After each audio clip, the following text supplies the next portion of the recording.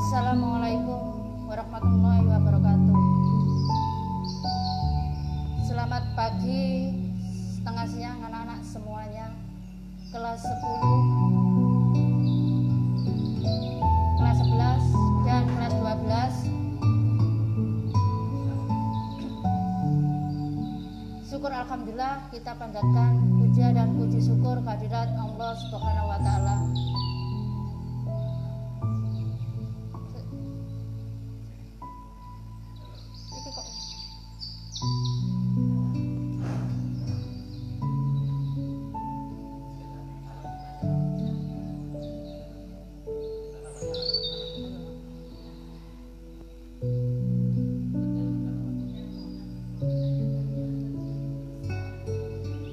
Syukur alhamdulillah, kita panjatkan puja dan puji syukur kehadirat Allah Subhanahu wa taala, yang mana pada pagi setengah siang kita bertemu kembali di acara Mat Sama. Mudah-mudahan acara mulai awal nanti sampai berakhirnya berjalan dengan lancar.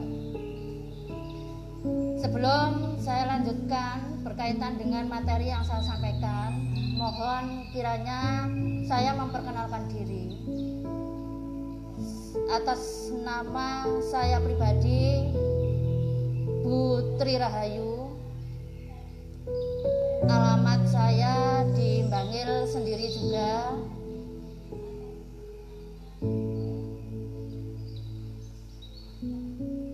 Dari kelas 11 dan kelas 12 sudah tahu saya Putri Rahayu.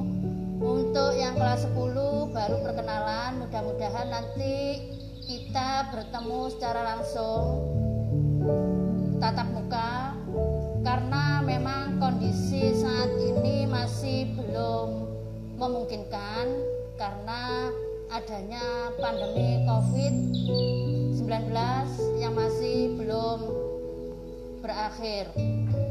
Mudah-mudahan kita berdoa semuanya akan segera berakhir COVID dan kita masuk kembali di tahun ajaran 2020-2021. Akan tetapi, walaupun kita tidak bertemu secara langsung, mudah-mudahan senantiasa niat kita, nawaitu kita untuk mendapatkan ilmu dan untuk mendapatkan belajar, proses belajar mengajar walaupun dengan cara virtual, mudah-mudahan senantiasa berjalan dengan yang kita inginkan. Anak-anakku sekalian, yang saya sampaikan nanti ini berkaitan dengan keseharian kita sehari-hari, yaitu cara belajar efektif. Sebelum nanti cara belajar efektif yang kita dapatkan dari materi yang saya sampaikan, ini ada apa sih belajar yang efektif itu sebenarnya? Kita tahu bahwa proses belajar mengajar yang berhasil guna dalam proses pembelajaran itu, yang mampu memberikan pemahaman, kecerdasan, ketekunan, kesempatan, dan mutu ataupun kualitas yang lebih baik, serta dapat memberikan perubahan perilaku yang diterapkan dalam kehidupan kita sehari-hari. Perilaku perilaku yang kita terapkan dalam kehidupan kita sehari-hari. Itu berkaitan dengan belajar yang efektif. Sedangkan apa semua anak-anak, saya yakin pasti menginginkan yang terbaik semua.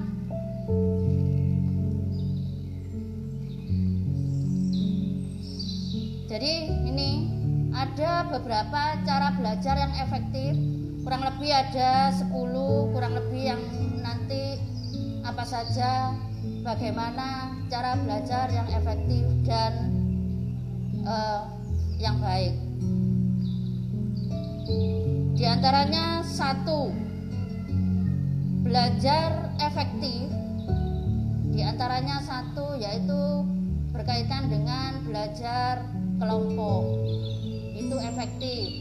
Belajar kelompok mana di sini kegiatan belajar menjadi lebih menyenangkan karena ditemani oleh teman yang berada di rumah sendiri. Belajar kelompok. Belajar kelompok di sini bisa lebih dari 4 orang, 4 atau 5 orang atau lebih, sehingga dengan adanya belajar kelompok dari teman yang bisa memberikan pembelajaran bagi teman yang masih belum bisa, bukan berarti tidak bisa, tapi belum bisa. Dengan adanya kelompok di situ, banyak pertanyaan-pertanyaan yang dari teman yang belum bisa ke teman yang bisa, itu diharapkan efektif dalam cara belajar kelompok. Akan tetapi belajar kelompok di sini perlu ada pendampingan, baik itu pendampingan dari kakak, orang tua ataupun siapa saja. Karena tanpa ada pendampingan, belajar kelompok di sini tidak akan berjalan dengan lancar. Karena saya tahu belajar kelompok itu kadang tidak dimanfaatkan dengan sebaik-baiknya. Karena apa? Karena beramai-ramai, karena bersama-sama, akhirnya yang dibicarakan beda, bukan mata pelajaran yang ditayangkan, yang diomongkan, yang dibicarakan, akan tapi masalah yang lain. Karena itu ada memang segi positif dan ada segi negatifnya, tapi rata-rata belajar kelompok ini akan lebih efektif kalau penggunaannya secara cepat dan tepat. Yang kedua, cara belajar efektif yang kedua diantaranya yaitu harus rajin membuat catatan. Catatan di sini intinya saja atau merupakan rangkuman dari materi yang disampaikan oleh Bapak Ibu guru, sehingga kapanpun dan dimanapun dengan ada catatan-catatan kecil itu bisa untuk belajar dan lebih mudah untuk dipahami. Akan tetapi penggunaannya pun ini jangan disalahgunakan anak-anak berkaitan dengan catatan kecil ini. Kadang catatan kecil ini dibuat untuk persiapan untuk mencontek. Nah, ini sering digunakan untuk anak-anak biasanya ya mencontek.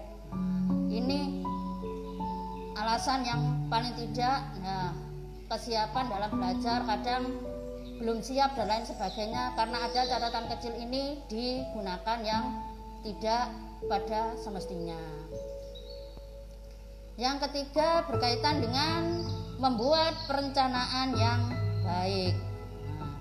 Membuat perencanaan yang baik, di sini untuk mencapai suatu tujuan biasanya diiringi oleh rencana yang baik. Oleh karena itu ada baiknya kita membuat rencana belajar dan pencapaian nilai untuk mengetahui apakah kegiatan belajar yang kita lakukan itu maksimal ataukah tidak. Planningnya direncanakan. Semua pasti memiliki rencana, planning. Cara belajar efektif yang keempat yaitu disiplin dalam belajar. Disiplin, dituntut untuk disiplin. apabila kita membuat jadwal belajar, tentu saja harus dijalankan dengan baik. Contohnya seperti belajar pada tepat waktu. Pada waktunya masuk, ayo anak-anak kita masuk. Waktu kita istirahat, ya ayo kita istirahat. Jadi disiplin waktu itu efektif dalam hal belajar. Yang kelima, tentu saja di sini yaitu aktif bertanya dan aktif menanya. Karena selama ini yang saya perhatikan anak-anak baik kelas 11, kelas 12 itu hanya ditanya. Untuk menanya pada guru timbal baliknya kadang malu atau mungkin nggak bisa atau bagaimana. Nah ini tolong diperhatikan, nanti ada bertanya dan ada ditanya. Ini efektif. Kalau kita nggak mengerti, seharusnya memang bertanya. Khawatirnya nanti takut bertanya. Nah, ada istilahnya di situ ya. Takut bertanya, sesat di jalan. Nah ini. Malu untuk bertanya, malu bertanya, sesat di jalan. Padahal tidak mengerti materi yang disampaikan oleh Bapak Ibu guru. Mau bertanya sama gurunya malu, mau bertanya sama temannya juga malu. Nah ini tolong nanti berkaitan dengan yang tidak memahami materi, mata pelajaran apapun, mohon kiranya ditanyakan. Selanjutnya cara belajar yang efektif yang keenam yaitu belajar dengan serius dan tekun. Keberhasilan tidak akan datang kalau tidak ada keseriusan dan ketekunan dalam belajar. Tolong anak-anak, untuk pembelajaran apapun, materi apapun, dan siapapun Bapak Ibu gurunya, mohon di sini belajar dengan serius dan tekun. Jangan pilih-pilih guru dan lain sebagainya. Apakah guru itu nanti memberikan, semua memiliki sistem, semua memiliki trik, semua dewan guru itu memiliki cara yang berbeda dalam memberikan materinya, baik di kelas maupun di ruang kelas. Tolong nanti diperhatikan itu. Jangan suka guru, hanya satu guru saja yang disukai. Gurunya suka, pelajarannya suka, oke. Itu pasti. Gurunya suka, pelajarannya nggak suka, suatu ketika akan suka dengan pelajarannya. Pelajarannya suka, tapi ke gurunya nggak suka, lah ini khawatirnya. Tapi suatu ketika akan menyukai keduanya. Nah, yang dikhawatirkan ke gurunya sudah nggak suka, apalagi ke pelajarannya. Nah ini, mau serius, mau tekun bagaimana kalau kedua-duanya tidak disukai. Insya Allah anak-anakku sekalian di MA Al-Hikmah ini tidak ada yang seperti itu. Yang selama ini saya lihat, saya perhatikan semuanya tekun dan serius dalam hal belajar. Yang selanjutnya, cara belajar yang ketujuh yaitu hindari belajar berlebihan. Nah ini kadang-kadang anak-anak meremehkan dengan belajar. Sebenarnya belajar itu nggak harus berlebihan, paling tidak 5 menit, 10 menit, 15 menit. Kalau rutinitas kita lakukan pasti bisa. Akan tapi yang saya perhatikan selama ini, apabila pada waktu ujian saja baru semalam suntuk belajarnya, sampai kelelahan, sampai ketiduran dan lain sebagainya. Yang mana pada akhirnya dalam mengerjakan tugas, dalam mengerjakan ujian tidak maksimal. Karena apa? Karena terkuras, sudah semalaman belajar. Ini tolong diperhatikan berkaitan dengan itu. Selanjutnya, yang penting ini, jujur dalam mengerjakan ujian ataupun ulangan. Jujur pada diri sendiri. Tidak mencontek temannya, tidak mencontoh temannya, atau tidak apa istilahnya, ya mencari jawaban-jawaban dari temannya. Kita harus percaya pada diri sendiri. Kalian semua harus bisa percaya pada diri sendiri, pada kemampuan diri sendiri. Belum tentu jawaban teman itu benar. Kadang jawaban teman itu ya antara teman yang satu dengan teman yang lain jawabannya memang berbeda, tidak sama. Padahal jawaban diri sendiri itu yang benar. Namanya saya yakin, karena tidak ada keyakinan, tidak ada kepercayaan pada diri sendiri, yang mana pada akhirnya jawaban benar akhirnya salah karena dirubah untuk teman yang lain. Ini anak-anak yang perlu disampaikan, yang perlu diperhatikan. Yang selanjutnya, mendengarkan penjelasan dari Bapak Ibu guru.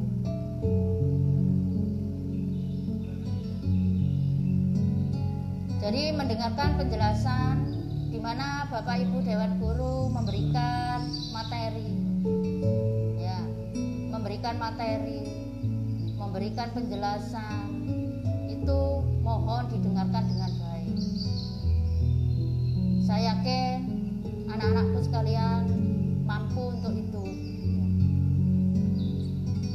Dan yang ke-10 berkaitan dengan jangan malu untuk bertanya. Ini yang berkaitan dengan yang di atas tadi, jangan malu untuk bertanya. Karena malu bertanya sesat di jalan. Kadang-kadang anak-anak malu untuk bertanya. Gurunya menunggu pertanyaan dari siswanya. Gurunya sering memberikan pertanyaan, tapi siswa tidak pernah, jarang memberikan pertanyaan kepada Bapak Ibu guru. Padahal selama ini Bapak Ibu Dewan Guru menantikan pertanyaan-pertanyaan yang disampaikan oleh semua siswanya. Mudah-mudahan di kelas 10, kelas 11, 12 nanti bisa berkaitan dengan itu. Paham anak-anak ya? Saya yakin semua paham dengan adanya itu. Sebenarnya banyak sekali berkaitan dengan cara belajar yang efektif. Akan tetapi yang beberapa yang saya sampaikan itu mungkin bisa diterapkan, ya. Mudah-mudahan apa yang saya sampaikan bisa bermanfaat dengan baik nantinya, dan mudah-mudahan kita harapkan semua pandemi COVID-19 menghilang dari kehidupan kita, ya. Bukan apanya, penyakitnya, maksudnya ya virusnya menghilang sehingga kita bisa bertemu tatap muka. Ya mungkin kalau di acara virtual seperti ini tidak jelas wajahnya karena tertutup oleh masker, karena tertutup oleh kacamata, sehingga kita ngomong pun tertawa ataupun tidak pengaruh, barangkali seperti itu. Tapi nanti kalau sudah tatap muka, kadang tidak terasa antara di foto di kamera dengan aslinya kadang berbeda. Di aslinya kadang lebih cantik, lebih tampan, lebih ganteng. Di fotonya beda, ya. Tapi kadang di fotonya tampan, ganteng, cantik. Tapi kalau bertemu tatap muka, loh kok seperti itu? Nggak sama dengan fotonya. Ya itu mohon dimaklum. Itu karena sudah ciptaan dari Yang Maha Kuasa. Ya kita syukuri saja, ya. Itulah yang bisa saya sampaikan anak-anak. Barangkali nanti bisa diterapkan. Kita bertemu lagi insya Allah, ya. Mudah-mudahan cepat kita ketemu. Saya akhiri. Wassalamualaikum warahmatullahi wabarakatuh. Ya.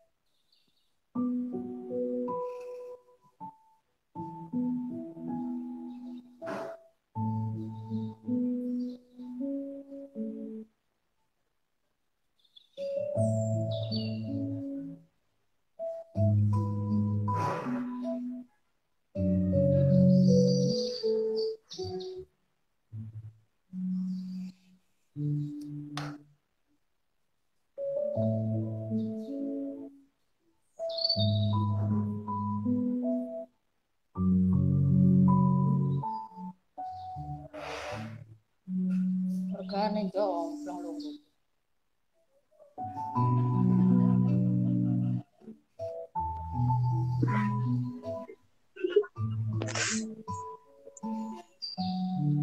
Kan bisa ini. Kan pakai itu. Aku udah lihat stick. Still.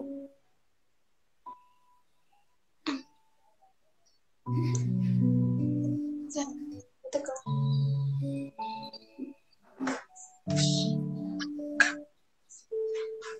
Cuman